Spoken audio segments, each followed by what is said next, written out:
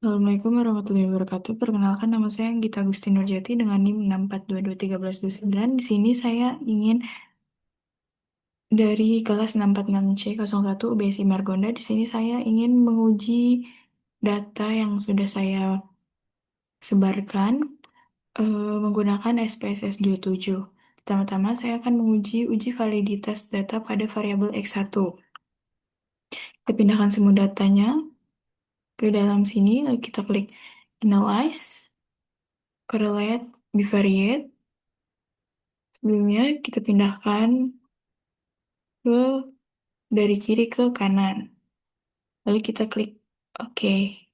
Nah, sini terdapat hasilnya yang mana dikatakan valid karena semua hasilnya di mencapai di atas dari di atas dari nilai R tabelnya yaitu sebesar 0,159. Selanjutnya kita akan menghitung data X2, klik Analyze, Correlate, Bivariate. Kita pindahkan semua dari dari kiri ke kanan, lalu klik OK. Di sini ada variabel X2-nya juga dikatakan valid karena semua R hitungnya di atas dari nilai R tabelnya. Lalu kita akan menguji validitas data pada variabel Y. Ya, kita pindahkan semua dari kolom kiri ke kolom variabel. Oke, dapat dilihat juga pada nilai signifikannya semuanya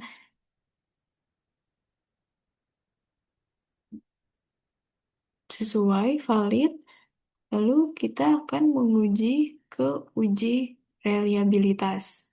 Kita uji pada variabel X1, klik Analyze, Scale, Reliability Analyze. Kita pindahkan semua variabel X1 ke kolom item kecuali total, klik statistik, centang scale if item delete, continue, lalu OK. Nah, di sini pada pada variabel ini dikatakan reliable karena pada tabel Cronbach alpha terdapat sebesar 0,870 yang mana hasilnya itu lebih besar daripada nilai batasnya yaitu 0,6. Lalu kita lanjut ke uji reliabilitas data variabel X2, Analyze, Scale, Reliability Analysis.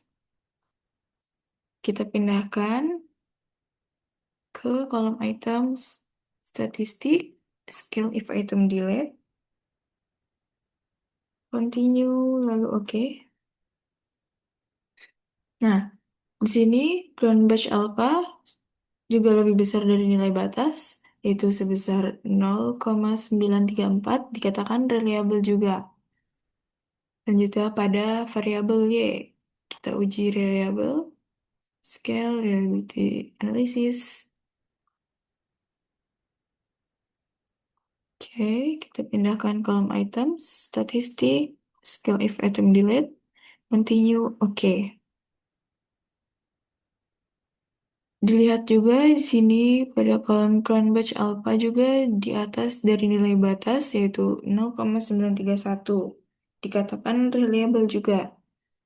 Selanjutnya kita akan masuk ke uji normalitas, uji asumsi klasik normalitas.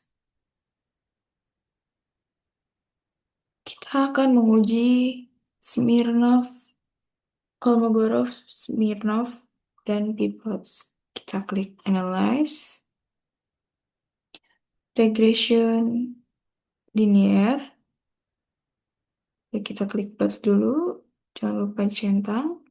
Oke, selanjutnya kita pindahkan variabel dependent dan independennya.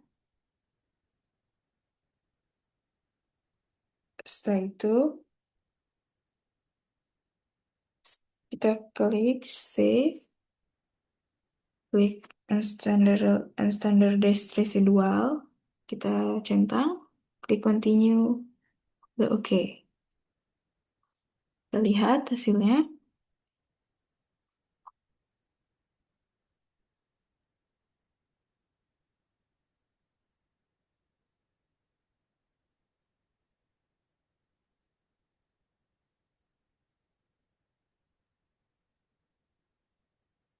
Udah, ini kita lanjut ke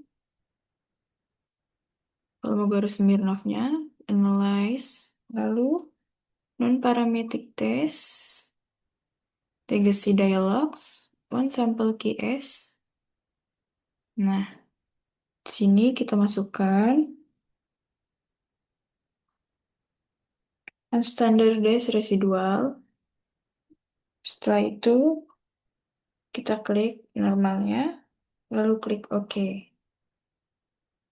Dapat dilihat pada tabel one sample Kolmogorov-Smirnov test mendapatkan nilai signifikan yaitu sebesar 0,56.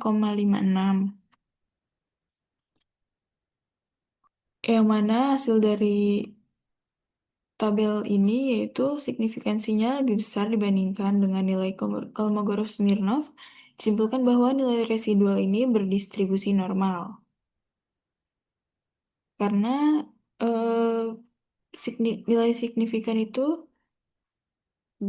dikatakan normal jika signifikansinya itu kurang dari 0,05 variabel jika nilai signifikasinya lebih besar dari 0,05 dikatakan normal. Nah, pada tabel ini dikatakan normal karena nilai signifikansinya lebih besar daripada 0,05. Selanjutnya ini ada scatter plot. Ini ada p-plots. P-plots ini dikatakan normal jika pada titik-titik ini mengikuti garis lurus ini. Selanjutnya kita akan berlanjut ke uji multikolinearitas. Kita klik Analyze, Regression, Linear. Kita masukkan variabelnya, variabel independen dan dependennya. Sama seperti tadi, kita masukkan, kita pindahkan. Setelah itu, klik statistik, centang collinearity pada diagnostik, kita centang. Selanjutnya kita klik continue, lalu oke. Nah, pada tabel VIF, berdasarkan uji multikolinearitas ini, diketahui nilai X1 dan X2 menunjukkan hasil nilai VIF sebesar 4,003 dan nilai toleransinya sebesar 0,250 yang berarti nilai VIF dari kedua variabel ini lebih besar daripada 0,10 dan nilai toleransinya lebih kecil daripada 10,0.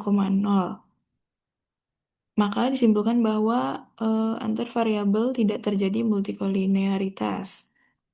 Selanjutnya kita akan menguji heteroskedastisitas. Pertama, kita klik Analyze, lalu Regression, Linear, kita masukkan, kita masuk ke Plots, kita pindahkan Z-plot ke X, Sresit ke Y, kita klik ini, normal probability, oke, change Kita sudah dimasukkan. Selanjutnya, kita klik statistik. Oke, continue. Oke, save. Oke, kita klik oke.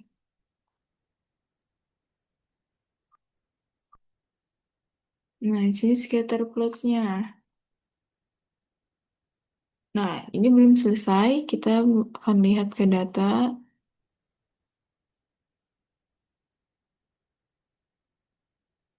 Kita klik transform, compute variable.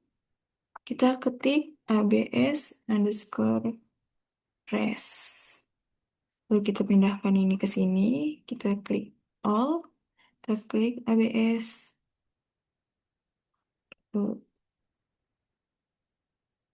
Oke.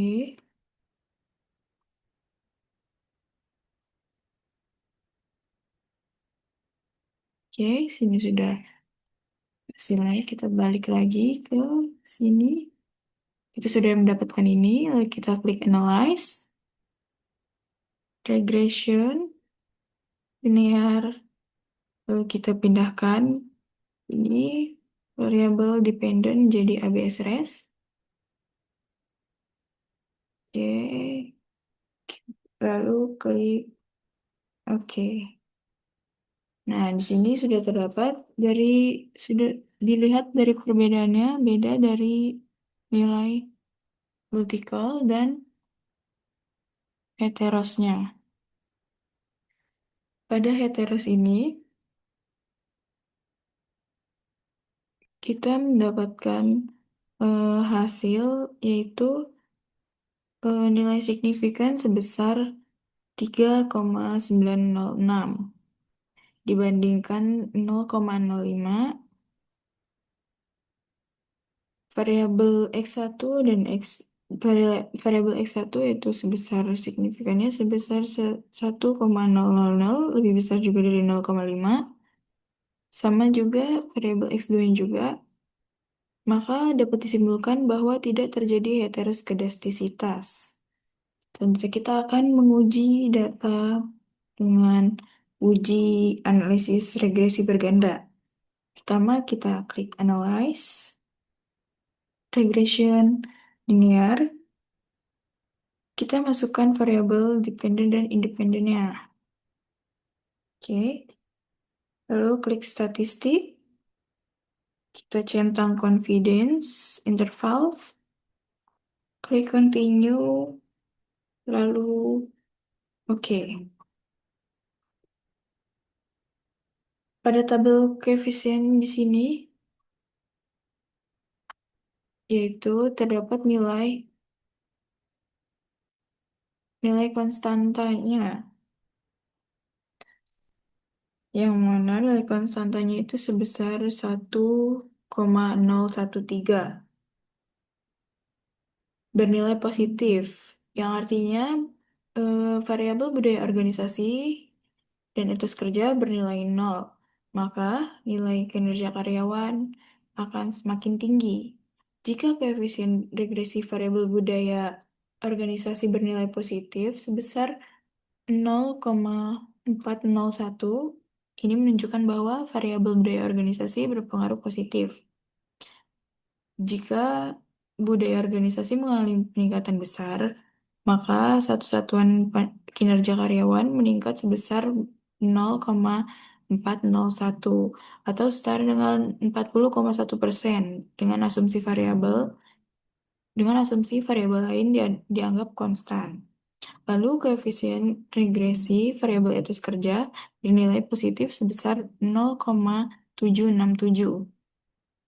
Artinya, kinerja karyawan akan meningkat setiap peningkatan etos kerja. Jadi, jika etos kerja mengalami peningkatan sebesar satu satuan, maka kinerja karyawan akan meningkat sebesar 0,767 atau sebesar 76,6% dengan asumsi variabel lain dianggap konstan. Selanjutnya kita akan uji T. Uji T Kita uji dengan cara klik analyze, regression, linear. Telah dimasukkan variabel independen dan independennya, klik statistik,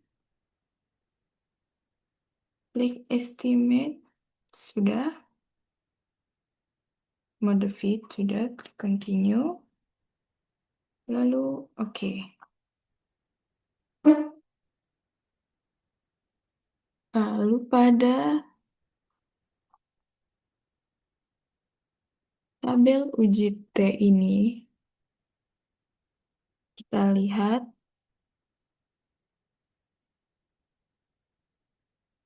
bahwa budaya organisasi mempunyai nilai T hitung sebesar 6,4 6,240 dan nilai signifikansinya yaitu kurang dari 0,001, yang mana nilai signifikansinya kurang dari 0,05, maka dikatakan hasil ini menunjukkan bahwa budaya organisasi memiliki pengaruh positif signifikan terhadap kinerja karyawan, yang diartikan hipotesis dapat diterima. Lalu, etos kerja mempunyai nilai T hitung sebesar 8,610 dan nilai signifikannya itu kurang dari 0,001. Maka hasil ini menunjukkan juga bahwa etos kerja memiliki pengaruh positif yang signifikan terhadap kinerja karyawan, yang mana dapat diartikan hipotesis dapat diterima. Selanjutnya kita lihat pada tabel ANOVA, yang mana ini merupakan uji F. Dilihat bahwa berdasarkan nilai signifikansinya, yaitu sebesar kurang dari 0,001, karena kurang dari 0,05 juga, maka sesuai dengan pengambilan keputusan dalam uji F, disimpulkan bahwa hipotesis ini dapat diterima. Lalu berdasarkan nilai F pada F hitung dengan F tabel, diketahui nilai F hitungnya itu sebesar 412,624, lebih besar dari F tabelnya, yaitu F tabelnya setelah dihitung sebesar 0,0132. Maka sebagai dasar pengambilan keputusannya, UJF disimpulkan bahwa hipotesis dapat diterima. Selanjutnya, kita masuk ke koefisien determinasi. Pada tabel ini, pada tabel model summary ini, dilihat bahwa R square sebesar 0,848 dapat dari hasil pengkuadratan koefisien korelasi pada nilai tabel R yang sebesar 0,921 kuadrat, mendapatkan hasil sebanyak 0,848 atau sama dengan 84,8%. Angka tersebut memiliki arti bahwa variabel X1 dan X2 secara simultan bersama-sama mempengaruhi variabel Y sebesar 84,8%. Sudah cukup sekian yang dapat saya sampaikan. Kurang lebihnya mohon maaf. Wassalamualaikum warahmatullahi wabarakatuh.